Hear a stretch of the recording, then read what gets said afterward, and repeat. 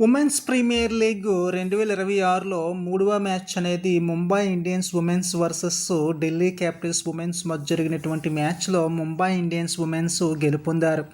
Delhi Capitals women's toss గెలిచి bowling ఎంచుకుంది. బ్యాటింగ్కి దిగినటువంటి ముంబై ఇండియన్స్ ఉమెన్స్ 20 ఓవర్లలో 4 వికెట్ల నష్టానికి 195 పరుగులు చేశారు. ముంబై ఇండియన్స్ ఉమెన్స్ బ్యాటింగ్లో కెప్టెన్ హర్మన్ ప్రీత్ కౌర్ 42 బంతుల్లో 74 పరుగులు చేసి నాటౌట్గా ఉన్నారు. ఇక ఢిల్లీ క్యాపిటల్స్ ఉమెన్స్ బౌలింగ్లో నందిని శర్మ 26 బంతుల్లో 2 వికెట్లు తీసుకోవడం జరిగింది.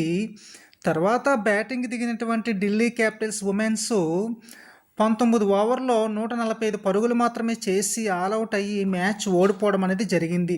ఢిల్లీ క్యాపిటల్స్ ఉమెన్స్ బ్యాటింగ్లో చినెల్లి హెన్రీ 33 బంతుల్లో 56 పరుగులు చేశారు. ఇక ముంబై ఇండియన్స్ ఉమెన్స్ బౌలింగ్లో అమేలియా కేర్ 4 ఓవర్లు వేసి 24 పరుగులు ఇచ్చి 3 వికెట్లు తీసుకోవడం జరిగింది. ఇక ప్లేయర్ ఆఫ్ ది మ్యాచ్ అనేది హర్మన్ ప్రీత్ కౌర్కి ఇవ్వడం జరిగింది.